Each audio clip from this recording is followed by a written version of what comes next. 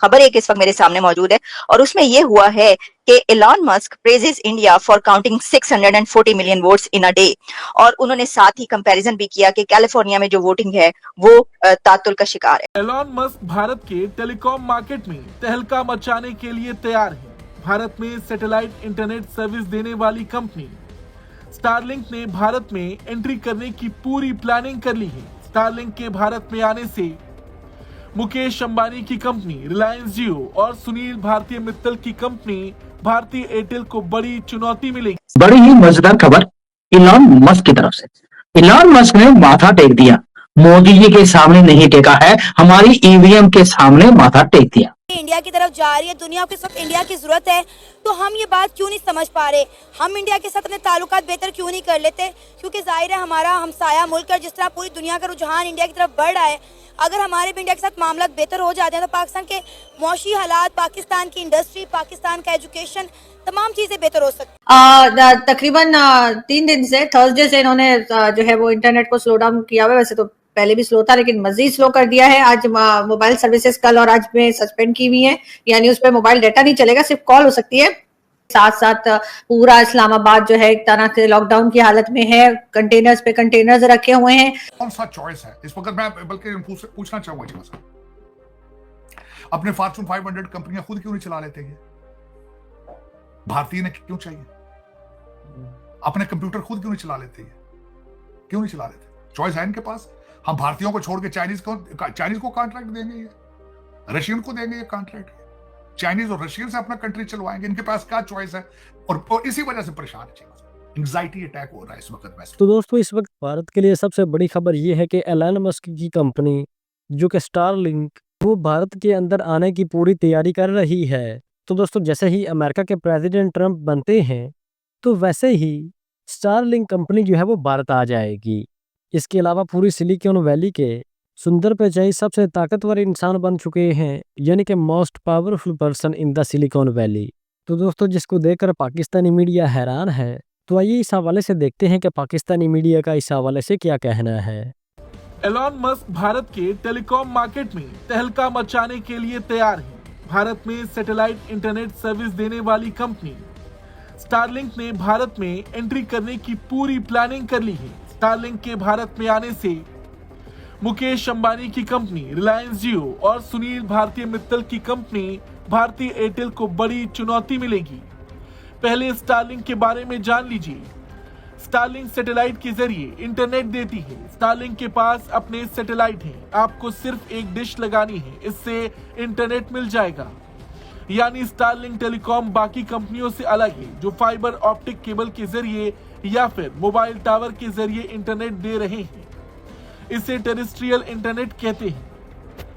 भारत में हमें इसी तरह से इंटरनेट मिल रहा है, इसके लिए फाइबर का जाल बिछाना पड़ता है। साजिद साहब, खबर एक इस वक्त मेरे सामने मौजूद है और उसमें यह हुआ है कि Elon Musk praises India for counting 640 million votes in a day. और उन्होंने साथ ही कंपैरिजन भी किया कि कैलिफोर्निया में जो वोटिंग है वो तातुल का शिकार है। वैसे तो हम ये कहते रहे कि इंडिया का इलेक्शन एक दुनिया का सबसे बड़ा फेस्टिवल है, वो भी अपनी जगह पर है, लेकिन अब अमेरिका की तरफ से जो है वो तारीफ हो रही है उसे इलेक्शन की और उनके सिस्टम की।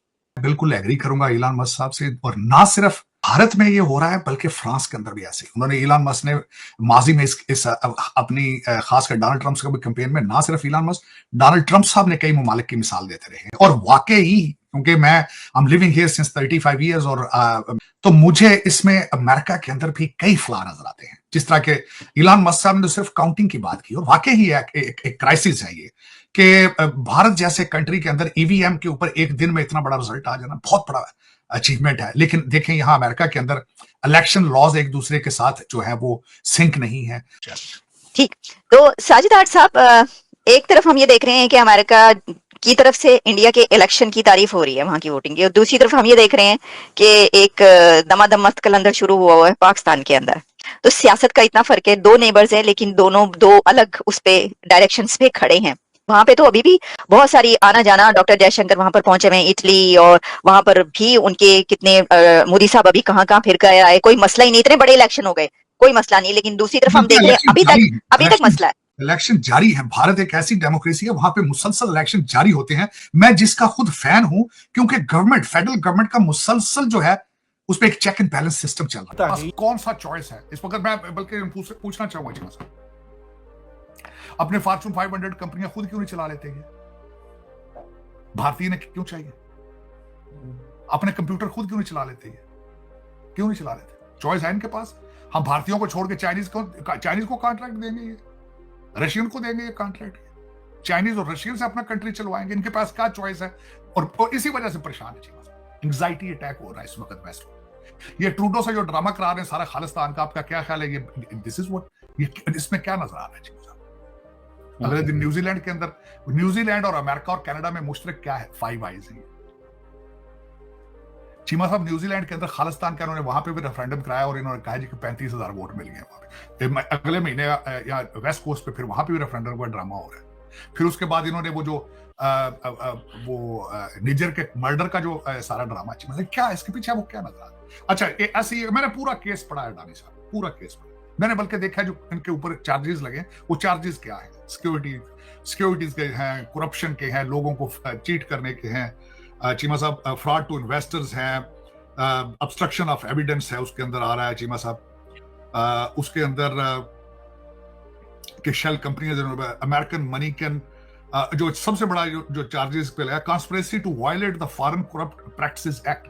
चीमा साहब, मान ली बात इन्होंने कहा जी कि उनके जो पार्टनर अजूर, जो कंपनी थी अजूर उसका नाम था चीमा साहब, जिसके साथ उनकी कोलैबोरेशन थी, वो बना रहे थे अपना सोलर प्रोजेक्ट भारत के अंदर। मान ली सारी बात, मान ली। अभी चार्जेस हैं यहाँ पे, वो आपके पप्पू गांधी जो है वो गर्मी कर रहे हैं कि जी why he is wandering openly, और अभी चार्जेस हैं यार। He has to be. हाँ सर, हमें समझना पड़ेगा कि भारत की पॉपुलेशन 140 करोड़ है और यूएसए की पॉपुलेशन 35 करोड़ है।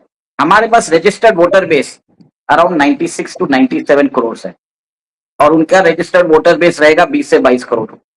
तो इलॉन मस्क ने वही बोला है कि आपने 640 मिलियन वोट्स एक ही दिन में काउंट कर लिया और हम अभी भी काउंट करते जा रहे हैं, क्योंकि यूएस के कुछ स्टेट्स में अभी भी काउंटिंग चल रही है। सोचिए सर, 15 दिन हो गया है, अभी तक उन्होंने नोटिफिकेशन नहीं निकाला है कि they have declared that Donald Trump is a president. Okay, because the official process is not over. जैसे यहाँ पे इंडिया में एजेंसी है election commission of India, America में कोई सेंट्रलाइज एजेंसी नहीं है, सारे स्टेट के अलग अलग लॉ होते हैं, ठीक है। और एक चीज है कि कुछ स्टेट्स में जहां से डेमोक्रेट्स और बाइडेन आते हैं, वो आइडेंटिटी वेरिफिकेशन में भी बिलीव नहीं करते हैं।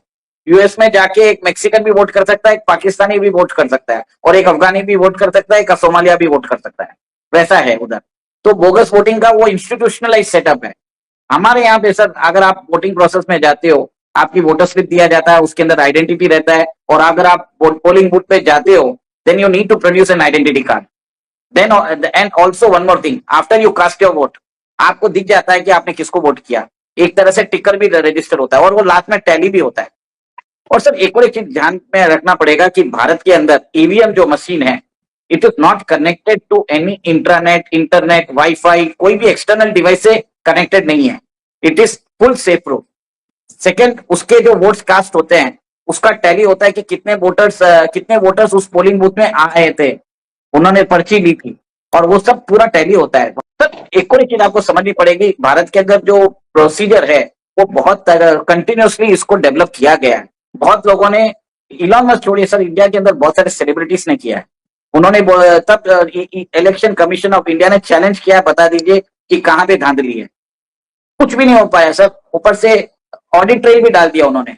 सेकेंड, जब काउंटिंग होती है, वीडियोग्राफी होती है। डोनाल्ड ट्रंप ने एलॉन मस्क को भी उस कॉल में लिया और जो बातचीत हुई वो एलॉन मस्क ने भी सुनी, यानी वो भी उस बातचीत में शामिल थे।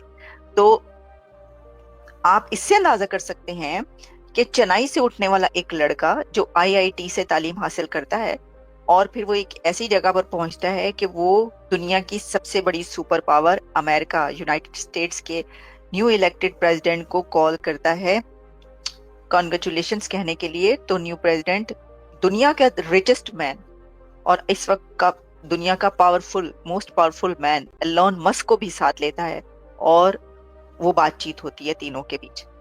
तो इससे आप अंदाजा कर सकते हैं उनकी अहमियत का और ताकत का।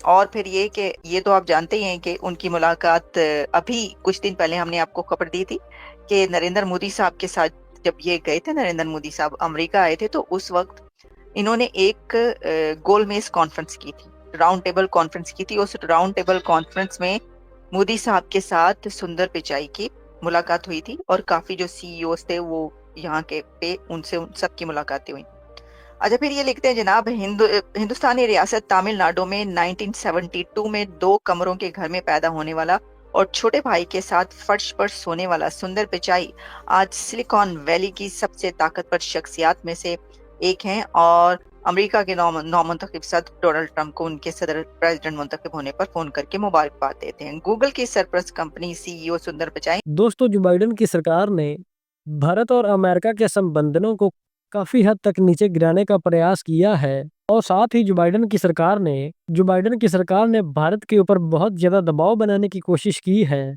पर दोस्तों भारत इस पूरे प्रेशर को रिजेक्ट करता आया है और आगे भी करेगा, क्योंकि भारत को पता है कि क्या करना है और इसी कारण से दुनिया की बड़ी बड़ी कंपनियां भारत के साथ जुड़ने के लिए खुद चलकर आ रही हैं। तो इस हवाले से एलन मस्क की जो कंपनी है स्टारलिंक, वो सैटेलाइट के माध्यम से वो भारत के कोने कोने में इंटरनेट पहुंचाएगी और ये कंपनी भी शायद नए साल की शुरुआत में भारत आ जाएगी, क्योंकि दोस्तों इसकी पूरी तैयारी हो चुकी है और अब सिर्फ और सिर्फ ये इंतजार किया जा रहा है कि अमेरिका के राष्ट्रपति ट्रंप को राष्ट्रपति के पद को संभालने का, जिसको देखकर पाकिस्तानी और पाकिस्तानी मीडिया जल रहा है। और साथ ही साथ ये खबर आ रही है कि सुंदर पिचाई जो है वो पूरी की पूरी सिलिकॉन वैली के सबसे पावरफुल इंसान बन चुके हैं, यानी कि अब एक भारतीय जो है वो सिलिकॉन वैली का सबसे पावरफुल इंसान बन चुका है।